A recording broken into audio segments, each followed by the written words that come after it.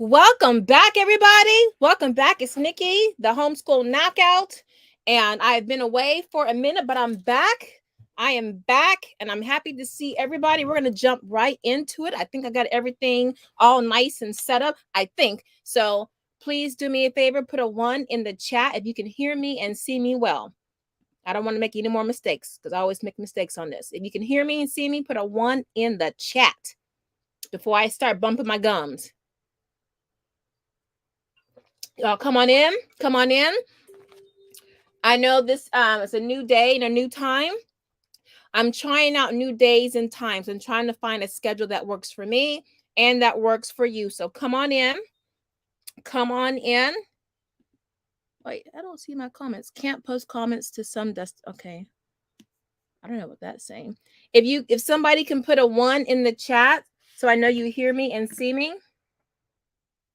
Okay, I put 1 for me. All right. No, that's all me. Can you guys see me? Can you hear me? I'm not getting anything in the chat. Put a 1 in the chat if you can hear me or see me. Uh-oh, what's going on? No. Can y'all not hear me? Let me see what I'm like on YouTube. Can someone put a 1 in the chat if you hear me? Okay, thank you, Her Words Heal. Thank you. I had me scared. Why are y'all taking so long to put a 1 in the chat? All right, that tells me you had a Jumanji day today. All right, so let's get started. But for those of you who are new to this channel or new to just me, I am Nikki. I've been homeschooling for over 15 years, and I am here to let you know that you are not alone in this journey. I try to bring laughter and humor, same thing, and practicality to your homeschool life. So if you need to get some real honest feedback or stories or tips and tricks, this is the place to come. Homeschool Knockouts. So today, what are we talking about? And I didn't put it in the banner, so let me get my ish together. We are talking about how do you structure your homeschool day? Okay. Now, for those of you that are new, structure your homeschool. We like to start our days off with wins, which is why I have my crystal bell. I kiss the bell. We like to start with wins. And the reason why we do the wins, structure your homeschool day. The reason why we start with wins is because a lot of times we, as moms, as women, mainly, we are hard on ourselves and we don't really take inventory of all the things that we are doing that are successful, or we're looking for 100% return on something when all you really needed was 1%, like atomic habits, just little things. So we count those little wins, and then when you hear other people tell their wins and we cheer for that, then you can reflect on yourself and be like, you know what, I had a win yesterday, I had a win this morning. And so it's to build that awareness, okay, and let you know you're not in this all by yourself. All right, so hey Antoinette, good to see you here. Okay, so let's get it going. So anybody want to start with a win? I'm gonna be on Bueller. Anybody? Well, I'll start with a win for me.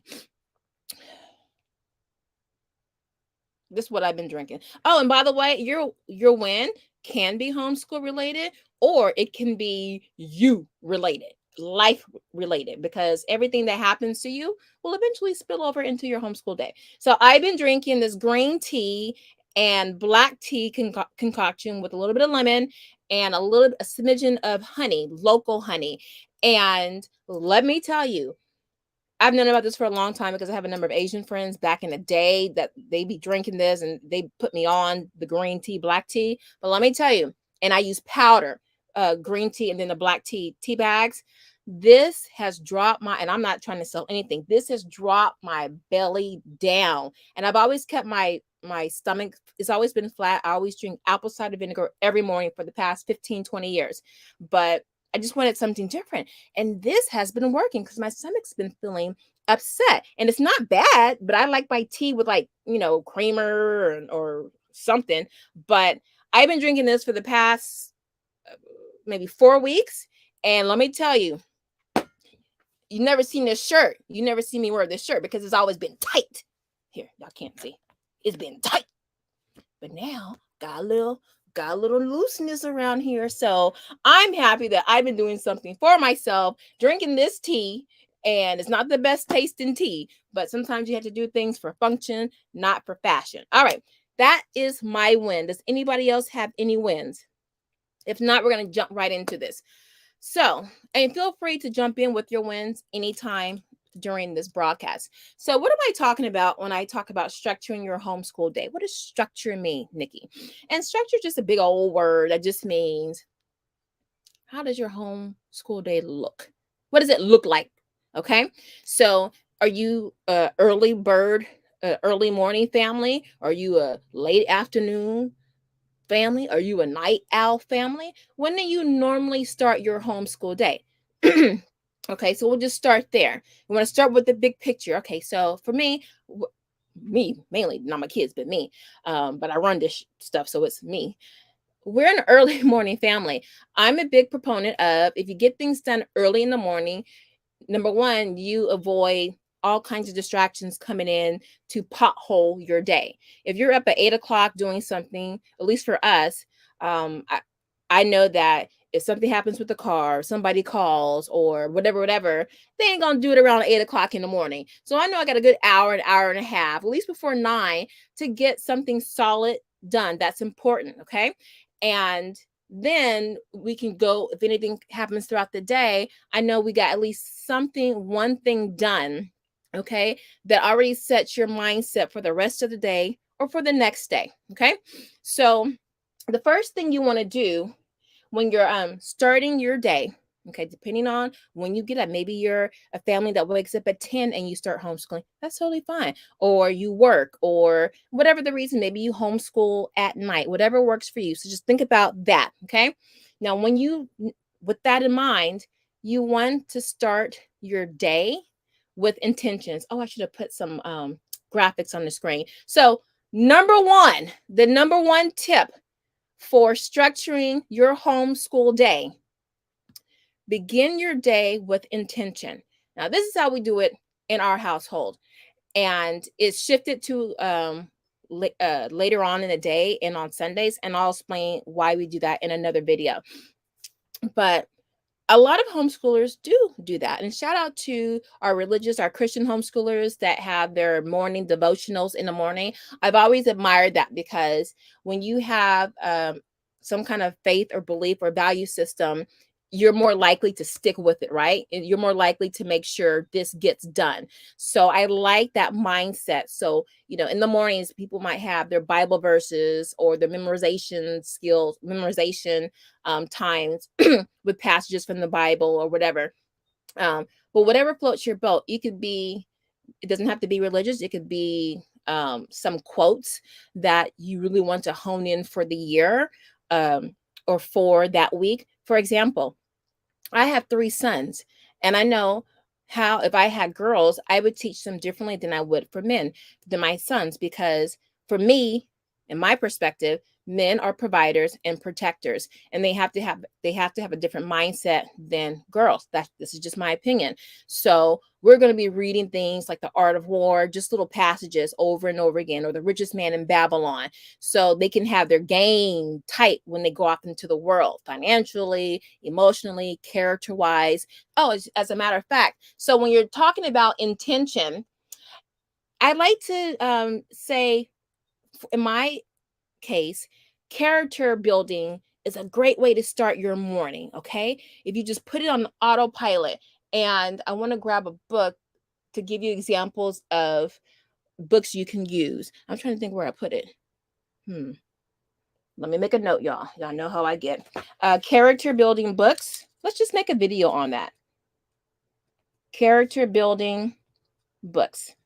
And I do have some books for girls, because these are books that I have.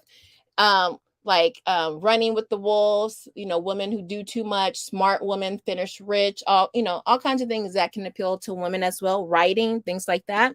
But you want to start your day with intention. Antoinette says, thank you for doing this on a Thursday so I can relax and watch. You know what? I got to put a poll up to see the days and the times, because I'm on on the West Coast. So when homeschoolers are probably still maybe just finishing the homeschool day, you guys on the East Coast, y'all probably about to have dinner or you're cooking or something like that. So I'm trying to straddle between that. So I don't know. We'll figure it out. Antoinette says, I can jump on with you today if you want, if not next time. Okay, so Antoinette, actually I have a short window. Let's do it next week. And then let me just make a note. I'm going to send you a link. Send Antoinette. I'll DM that to you, Antoinette. Send Antoinette a link so you can come on. Or maybe if I get out of here early, I can pull you on, Antoinette. Link. You know what? Let's see if I can do it now, Antoinette. Let me see if I can do that really quickly.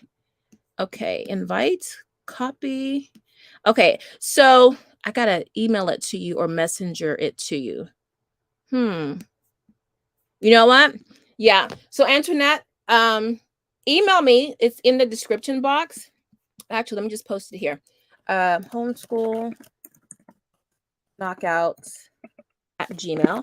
Email that to me. And if we have time, homeschool knockouts. Okay, so email me your email, and then I can email you the link, the guest link, and then you can come on. Okay, so let me know about that. Okay, where was I? Okay, so intention. So you want to start your day with intention, clear objectives. So if you know your child's been struggling in one subject, or if they've been struggling with their attitude, or maybe they don't just keep their room clean, you want to set clear objectives in the morning or whenever you start your day, just so you guys can because you're going to do it over and over and over again. So just to ring the bell and let your kids know these are our objectives. Okay, you can't be getting mad at them if they don't really know what page you're on, right? That's like going into a class and there's no syllabus and you're like, okay, how much is homework worth? What happens if it's late? How many absences? So you kind of want it's like having a syllabus. So you want some structure to how your day is going to go. Okay, and the expectations. Then there's no excuse for when somebody starts to deviate to the left, go on up when they're supposed to go down, and going down when they're supposed to go up. Okay, so we want to have our intention set. Okay, let's see. Now, one thing that I do with my kids, because they're older, they're 17, 15, and about to be 13, we do a major planner meeting, and they hate that name, planner meeting. Like, Mom, really? But we do it on Sundays because my kids all have activities, which is one reason why I can't stay too long, because my son has football practice an hour and a half away, one way. So I got to get out of here early. So we're not eating dinner together most of the week. My other son, he's varsity and he have so many obligations. My other son, he's got 2 activities. So it's crazy. So Sunday is peaceful. Everybody's together. And so we plan for the week. I don't have to do it every morning now. So just remember, if you have older kids, get with them once a week. Okay. You don't have to micromanage them every morning like you do your younger kids. All right. Tip number 2, and I should be putting this into the chat. Okay. Tip number 2. All right. You want to, you know what? Hold on. I wrote some notes down. Okay, so when you're setting your day, think about, and this goes into a bigger section on how to set a homeschool routine, but think about what subjects, after you have your little get together, what subjects to launch your kids into, okay? So you're just coming off something that you want your kids to enjoy, okay? Do you want to send them into their hardest subject, their easiest subject, their most favorite subject? So think about how you want to launch them off into their homeschool day once they've been on the little launching pad with your morning routine, okay? And remember, with that morning routine, make it enjoyable. Make it to where they fighting to get to the spot where you have your homeschool routine. Choose a spot in the house that everybody likes. It can rotate. Maybe that's when you have like little snacks, like a little breakfast, little something they can eat, or some teas or hot cocoa if it's cold. Make it enjoyable. If you want some ambient lights, throw some cheap little lights around on the floor. That's what I used to do. I just put them on the floor. I just plug them in the wall and just throw them on the floor. And it actually looks nice. Maybe throw some pillows down. Yes, even for the boys. Make it feel like a special place, okay? And then you got to pick it up and put it away. You can pick it up and put it away and make your house back to a normal house. Make it enjoyable, okay? And then decide how you're going to launch them off, okay? So think about what subjects should they be doing next after the high of your morning routine. Now, number 2, let's see. Now I typed up too much. Okay.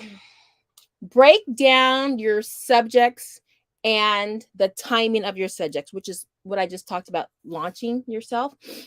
Okay, so you got a middle schooler, you got a third grader, maybe you got a high schooler, maybe you have a special needs child or ADHD child. You got to look at each child and you got to determine when they need breaks, okay? Now, you can't do separate breaks. You go crazy. But think about general breaks. For example, for us, I know after doing 2 subjects, my kids are like, they need a break, okay?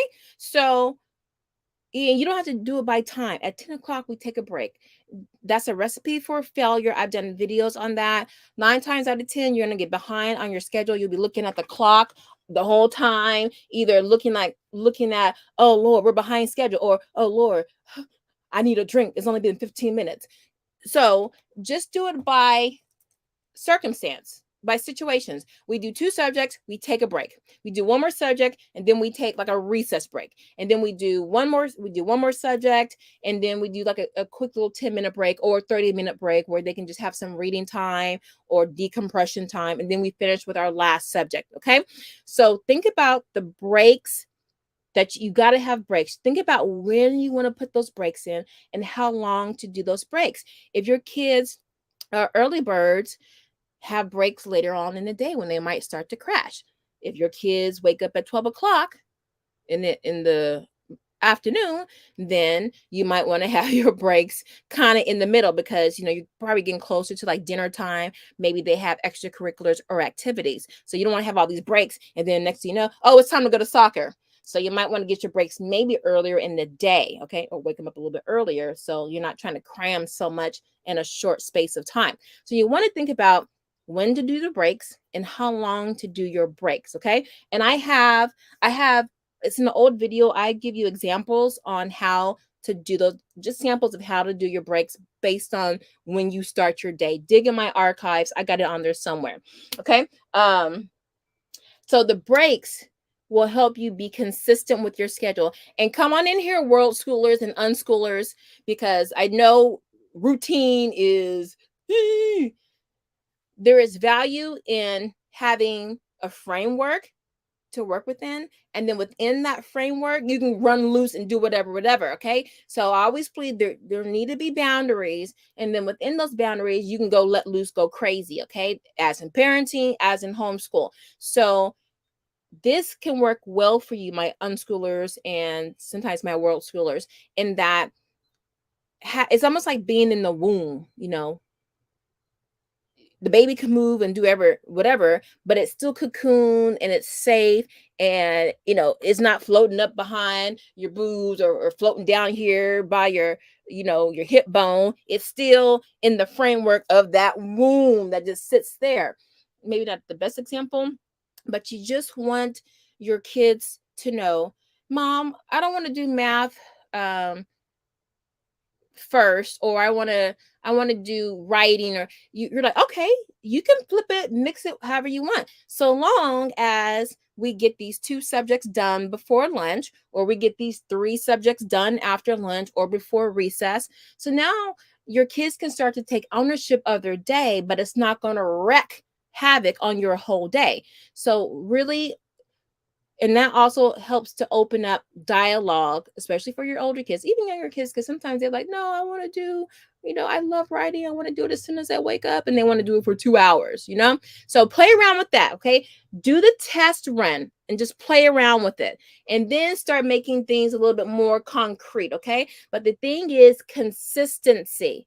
Be consistent, okay? No matter what your homeschool philosophy approach is, just be consistent with it, okay? Be consistent in your chaos, or be consistent in just be consistent. Okay. All right. Let me see what else. Let's see. Oh, I don't think I have time to do all the hands-on activities I want to talk about. Okay, so let's go on to number 3. All right, number 3 for structuring your homeschool day. 3 is build in flexibility. Y'all know your mama gonna call and get on your nerves and wreck your whole day. You know something's gonna happen to your car and you trying to figure out how am I gonna pay this, where am I gonna take it so I don't get fleeced by the mechanic, which just happened to us. We didn't get fleeced, but the car broke. So for us, the first week of school, we had a leak in the same place. We had a leak in the house from the ceiling. The second week, my husband and my youngest son were in a car accident. It wasn't bad, but the car is in the shop and it's been in the shop for 2 weeks. So that happened. And then the third week, what happened the third week? Oh, the air conditioning went out and we've been having a heat wave. And that's one reason why this place is a mess, because they had to move all the stuff on the patio and they've been loud, like just because our air conditioning unit is on top of the house. And so the air conditioning went out and it's been like in the 80s and 90s inside the house. So I had to figure out, oh my goodness, we're not sleeping well because it's so hot. Every week there was something going on. So you have to be flexible. Okay, if something's going on in the house, can you get out the house for in the morning or in the afternoon or even into the backyard, the front yard? Or is there one safe place in the house that you can be a refugee and then get most of your homeschooling done, right? So like if something did happen in your house, is there another place where you can go that you feel comfortable with? Okay, now is a good time to scout out places like where's your nearest library? You know, is it overrun with homeless people? Because you live in San Francisco, or is it a nice place and you like the ambiance and your kids can get motivated to get some work done, right? You realize I don't really like teaching writing. I don't really like doing this, or I want to sleep in till 10 o'clock. I don't want to teach. We've been teaching at 9. So you want to have flexibility built in. So that's why I always advocate for a homeschool routine. So if you don't want to do something at a certain time, you can change it up without wrecking your whole day. Do you have a homeschool space? I have a free printable. I think I have it in the link below. I have a free printable that talks about how to set up your homeschool space. Okay. Can you be in that space and hold on, this alert just threw me off. Get out of here. Can you be in that homeschool space, right? And if you can't be in it, can you be somewhere else so you're not just tied to one space? Can you just I'm losing my train of thought. Sorry, y'all. You know, it's been like almost a month since I've been on here. Can you be flexible with your kids? So you have a curriculum that's not working. Okay, what can we do to back away from it and then do something else? Okay, so you want to have backup plans. You don't have to have a backup plan for everything. Just be mindful of it. You say you're working on writing and you're seeing that writing is kind of, having some hiccups. You might need to pull back from the writing, do something else, or do less of the writing, but still get it done. So you want to build that flexibility into your day. Maybe you said you were going to be gung-ho on science experiments and you ain't done the lab or an experiment in about 2 weeks and your kids keep asking you about that. Okay. So you want to be able to be like, okay, let me have some backups to the things I don't want to do. So, and that's building in your flexibility. So now you're not rigid. So if you know you have options, then the thing that's not working, you're not rigid with it. Like, I got to do this because I don't have any other options. So you sit down, mom, dad, grandma, whoever, and you look at, okay, what do I have to do if this is not working out? What are my options? I can maybe do out school for some classes, 1-day classes, a couple of weekend classes. They have lots of different lengths of classes. You can farm science out, or you can find videos,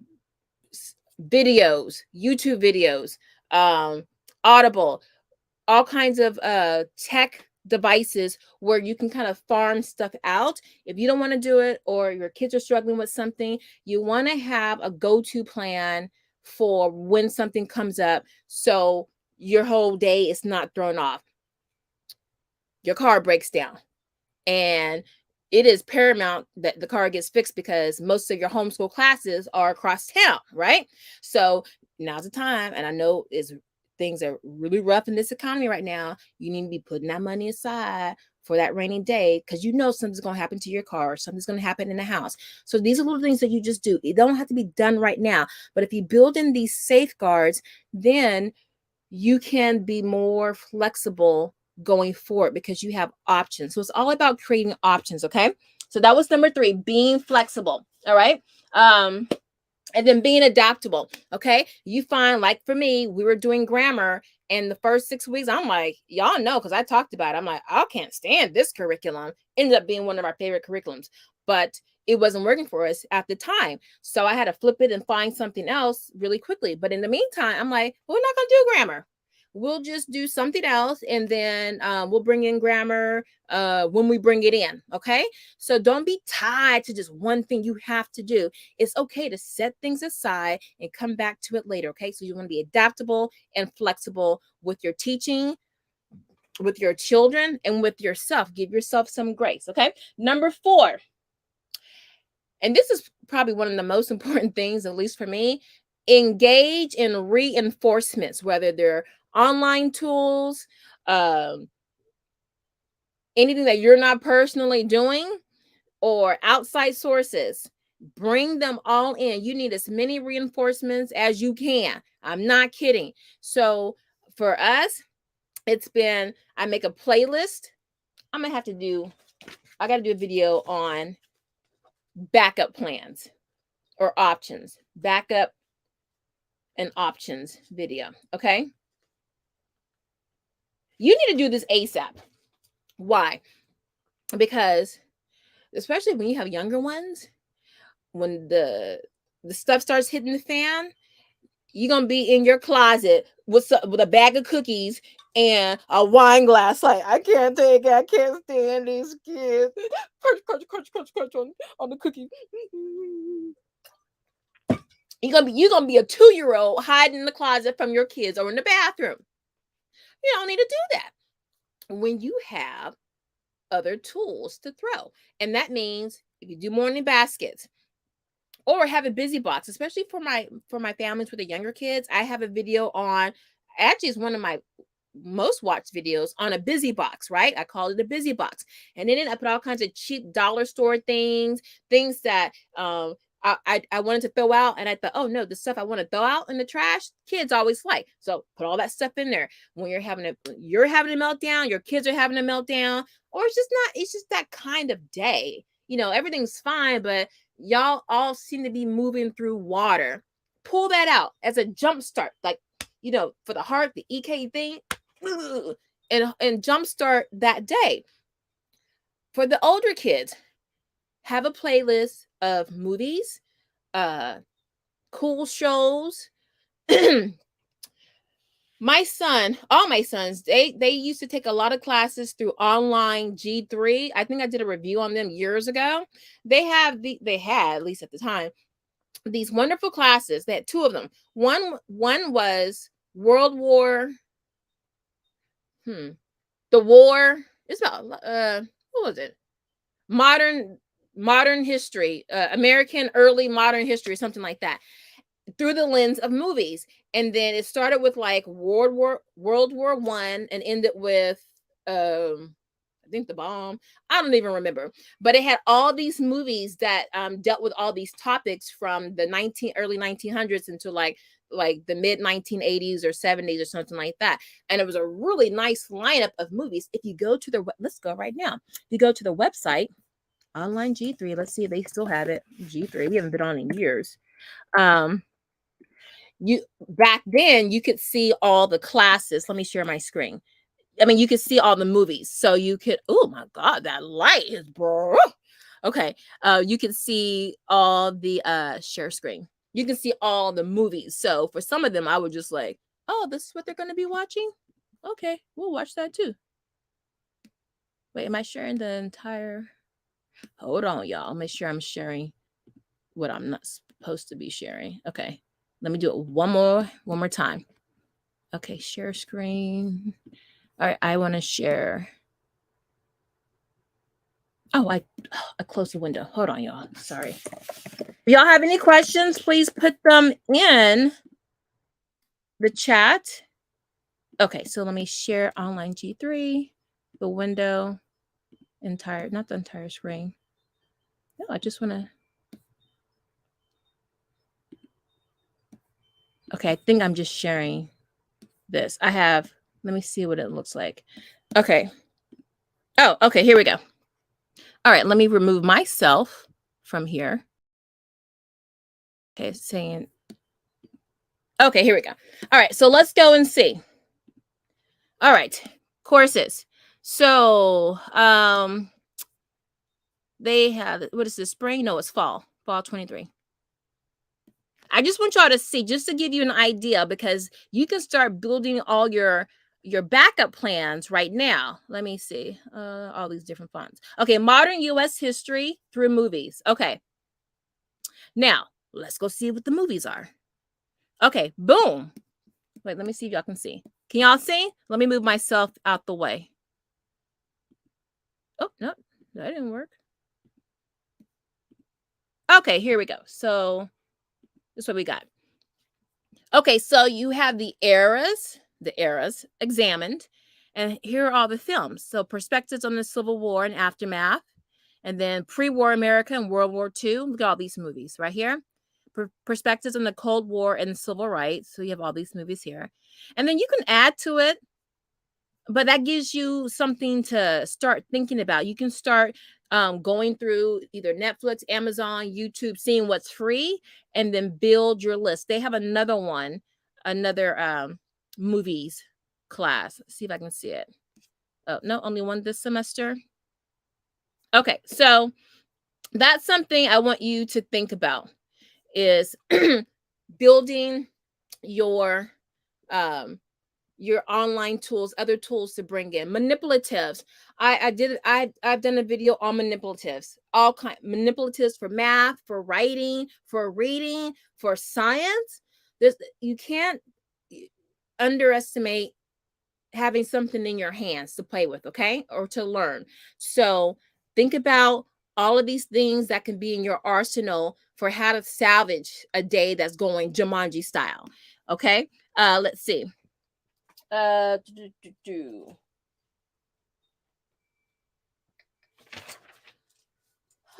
guys. All right. So the fourth tip is group versus individual learning. Now, depending on the span of ages of your kids, you might need to teach all those kids together, especially if you got a gang of kids. Now, one thing that I've done, and actually I have a really popular video on this, homeschooling multiple kids, multiple ages without losing your mind. One of the things you want to do is certain subjects just cry out to be taught together, okay? So you got someone in middle school, elementary school, whatever the grades, doesn't matter. Science and history will be your best subjects to teach together, okay? You can always up the level of difficulty depending on the age or grade of your kid, but they all can learn together at the same time. As a matter of fact, you can actually do that with writing. Now, Miss Marva Collins here, she was the queen of teaching multiple grades, multiple ages, and multiple attitudes, personalities at the same time. There is a free movie on YouTube. Y'all know I always refer to this. And she was a master. She would have all the kids up at the chalkboard, different ages, different grades, and she would teach Shakespeare. Now, if you can teach Shakespeare to a high schooler, a middle schooler, elementary kid, one kid that got ADHD, one kid who barely can read a Dr. Seuss book, and you have them all lined up against the wall, and you're teaching Shakespeare, and through, I think it was The Merchant of Venice, she was teaching history, she was teaching math, finance. This woman It can be done. As a matter of fact, I have all of her books. We're going to do a book club on her because she is the queen of, you know what?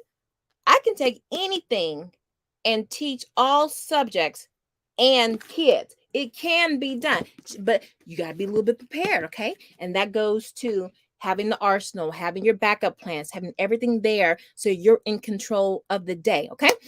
So that's number 4. Group versus individual. So your older kids can start working by themselves. So for the math, for the writing, y'all sit down. Okay, what you got going on? What's in this book? Boom, boom, boom, boom. You feel confident in this? Do you know what you're doing? You do? Boom. Go on, get started on that. I'll come check on you in 15 minutes. Other kid, writing. Okay, what we got going on? You check in before you send your kids out into the battlefield. So find out what's going on. What we got going on. Let me see this book. What's going on here? Okay. And check their work, because as your kids get older, like 4th, 5th grade and up, and they're working independently, they're also developing character traits. So this is the time to see how honest your child is. You know, my child will be like, yeah, I did it. They failed to say, I did half of one problem.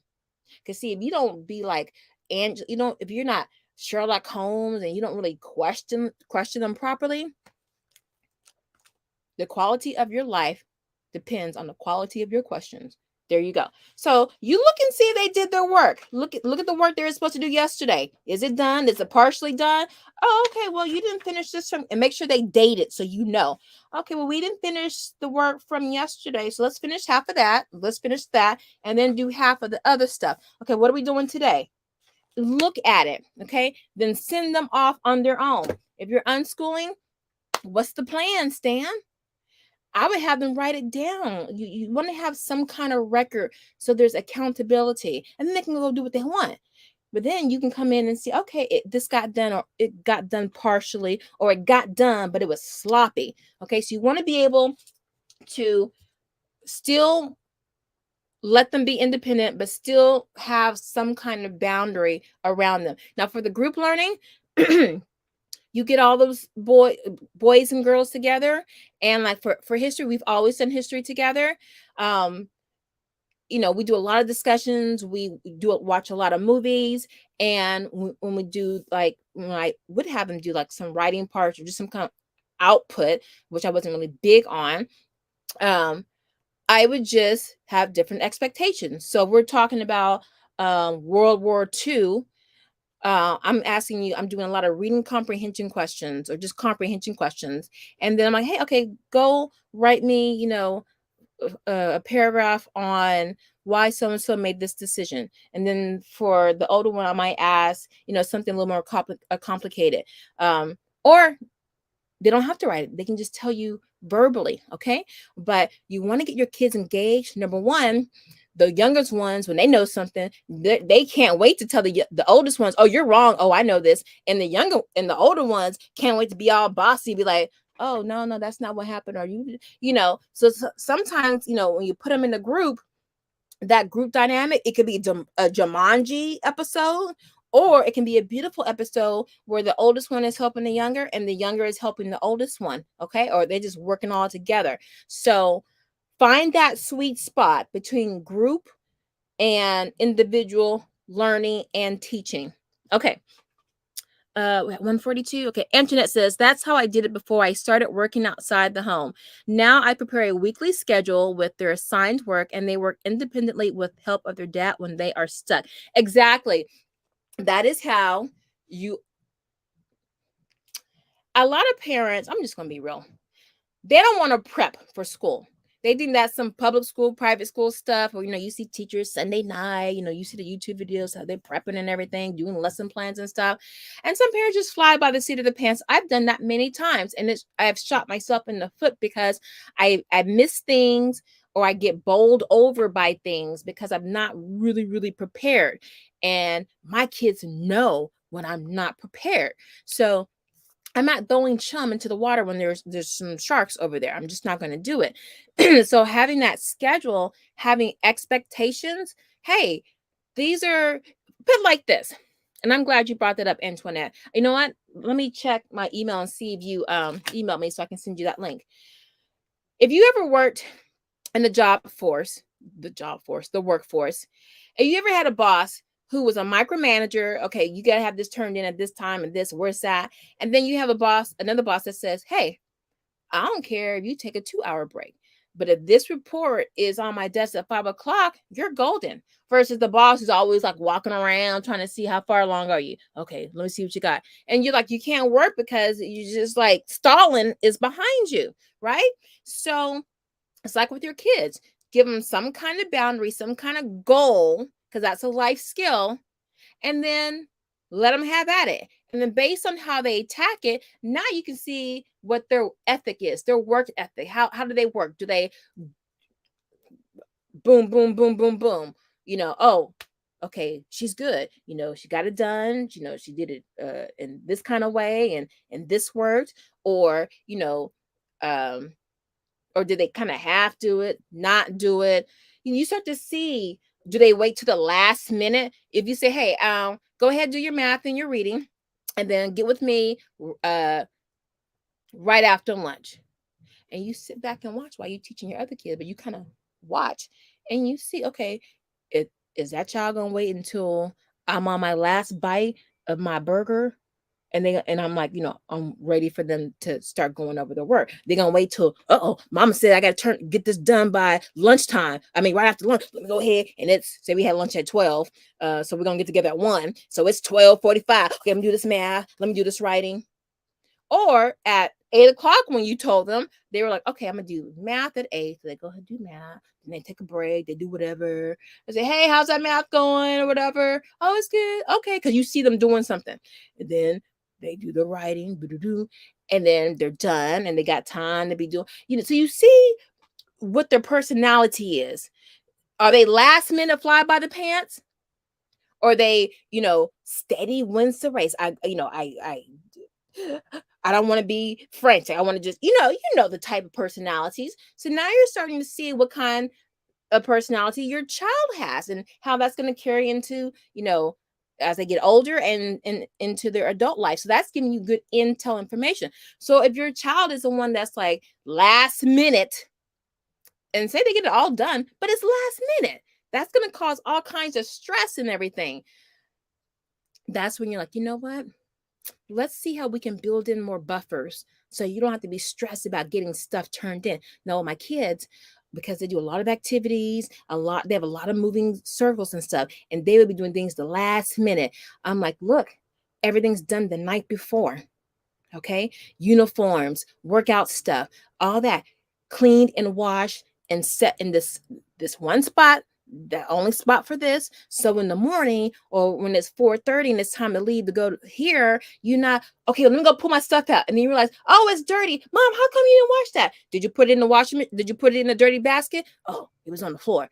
So then you start having all this, stress coming out. So having that routine, having that, okay, that having a framework to work from really, really works. See, I had to prepare a weekly schedule because it helps me to keep up with what they are working on and where we need to provide more support. Exactly. If you're a homeowner and you don't know where the light panel is, where the water meter is, what else? Air conditioning, vents or whatever, pipes. Those are foundational things. So if you got a storm coming and they're like on the news, okay, you're gonna have to turn off the water to the whole house, and you're like, oh, where that at? You and your husband, or you and whatever, and you don't know where it is, and next your pipe's gonna burst because you couldn't find the thing to turn it off. Or you have to there's a storm and then the lights go out, or you have some workers and they're like, okay, we gotta cut off the electricity. Now they'll be able to find it for you, but if it's just you, do you know what the light switch is and what little lights go to which room in the house? And you don't want to electrocute somebody because you turn off the living room, but they working in the kitchen, so you don't electrocuted the repair people. So it's just knowing, just know if you know what's there, then you can work around stuff. Okay. You give yourself more options, and we're all about give yourself options, right? Okay. Oh, you did email me? And it's 1:49. Actually, we are not going to have time. And this went really long, guys. I'm sorry. Okay, let me do the. Oh, man, I have a lot more stuff that I want to talk about. All right, yeah, I went over, y'all. I'm rusty. I know I'm rusty. That's okay. We're going to be back next week. All right, so the fifth one. Okay, so we talked about setting your day with intention. Okay, being flexible. I'm sorry, breaking down subjects and the timing of the subjects, being flexible, using all the resources available to you. I think that was 5. And then group learning, group and individual learning. Okay. And then the 6th one, so I guess it's 6, is when the hits the fan, you got to call it off. You need something to help encourage you and your kids to come on back to homeschooling. Okay. So think of it as like your parachute that opens up when you're in an emergency and you're just free falling. As a matter of fact, I might have to do a up on this. When you looking like this, or if you're asking this question, you're gonna have to reset for that day. Okay. You're going to have to reset for that day. That's why I want you to have those resources, those tools. So when stuff is not going your way, you can pull the cord on the parachute. But if you just start your day, 9 times out of 10, if you start your day with intention, maybe you might need to meditate, bring in some yoga, bring in your devotionals, bring in something healthy to eat. Maybe you do fruit smoothies. We used to do purple monster smoothies. So anything that you would like to make a part of their lives, you can slowly sneak it in. Okay. Maybe it's inspirational quotes from people, like passages that you read from a book. Oh my God, I have so many. Oh, we're definitely going to do that. We're definitely going to do that. You know what? How to set up your morning. That's going to be the next video, because this one's too long. How to set up your morning. That's the next video. And I'm going to bring all the hands-on stuff. That's what we're going to do. So for each of the 5 things I told you, they're going to be standalone videos. And I'll probably do them more than once. I'm going to do lives more than once a week, standalone videos. Okay. Because I know this was long-winded. And I feel like I'm off a little bit. So they're going to be standalone videos. I'll have real tangible things to show you. I do feel that since I've been off for about a month, I always feel like I want to give you something. And so I'll have some kind of free printable when I go live again. I don't know what it's going to be, but because you guys came back after my absence, I'm like, you rock with me, I'm going to rock with you, and I'm going to make something for you. So I'll have a free printable for you. But the next video, I'll take each of these 5, 6 steps and we'll delve deeper, and I'll show you real tangibles, because really that's what you want to see. Okay. And because I really have to get out of here at 2:00. So because we got this long drive for football, and I have to take a lot of stuff out my car because we have to drive to San Diego for a football game. And my car is a mess with like 5 bags of things to donate. Okay. So if you guys have any questions, put them in now.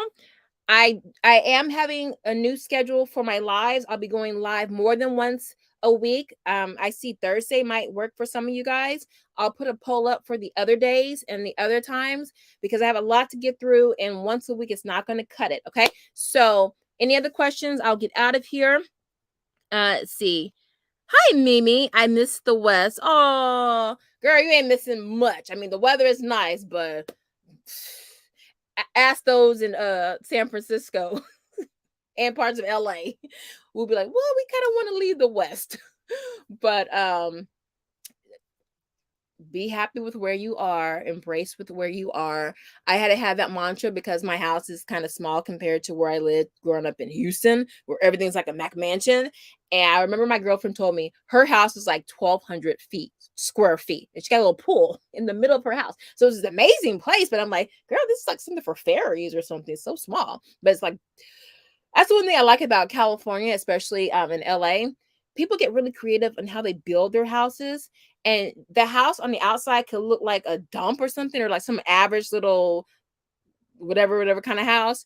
And you walk inside and you're like, did you have a set director from Lord of the Rings design this?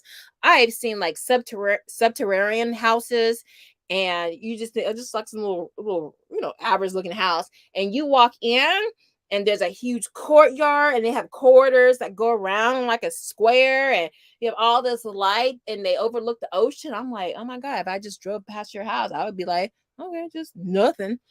So anyway, so I always like being surprised like that. But so that I do like on the West Coast. But my friend whose house was like 1,200 square feet, um and I was like, girl, like seriously, how do you like, it's so close, although she only had one child. So it wasn't like she had a whole bunch of kids running around the place. But no, I think it was like 1,100 square feet. It was tiny. Basically, her house was like my bedroom and my patio. And she was like, Nikki, you just, and she did this to me because she's very girly and very like Jackie O-ish. So like, you know how like some rich people, like the royals in England, like you think they're living it up because they have all these titles and they have these motorcades, and then you find out like Prince Harry, his apartment was like the size of a shoebox and it was all not updated, and you're like, how do you live near Buckingham Palace or Sandringham whatever palace, and your apartment looks like something from the Bronx? Shout out to the Bronx. I'm just, I used to be up in the Bronx all the time, but you know what I'm saying. Your place looking like this, and your family's worth how many trillions of dollars? So, so she was like, you have to embrace a smaller living space. I said, that's your mantra? Says, yes, and it really works. And so she was like, and she touched my hands, you really have, because she came from money and everything, and big lavish, and so I'm like, yeah, girl, how you manage that? She was like, you just have to embrace it and find everything else that's outside of your house that finds you joy. I'm like, okay. And after a while, I started thinking that, and I'm almost there. I'm almost there. All right, so I got to get out of here. Thank you guys for coming in and supporting me. I know it's been a minute, but I do have something brewing for you guys. I'm just not ready to go with it publicly yet. So I hope those 5 tips helped you out. We will be going in depth with all 5 of them, and really soon. I will have the poll up. So check back in the community section. And as a matter of fact, I'm going to do it right now. I love you guys. Thank you so much for hanging out with me. I promise I will not be all over the place. I try to be good. I try to print out. Usually I just, I like handwrite all my notes. I'm like, oh, and I'm like, you know what? I'm going to be more organized and highlight everything. And I barely looked at this thing. So go back to the way I am. All right, so I'm out of here. I will see you guys on the next stream. Check out the community section. I'll be putting more information up. I love you guys. Thank you for rocking with me. This is Nikki. Oh, if you found some value in this, please put a like on the channel. It helps to let YouTube know that y'all like what I talk about. Peace out. And is this light harsh? I feel like I'm a ghost.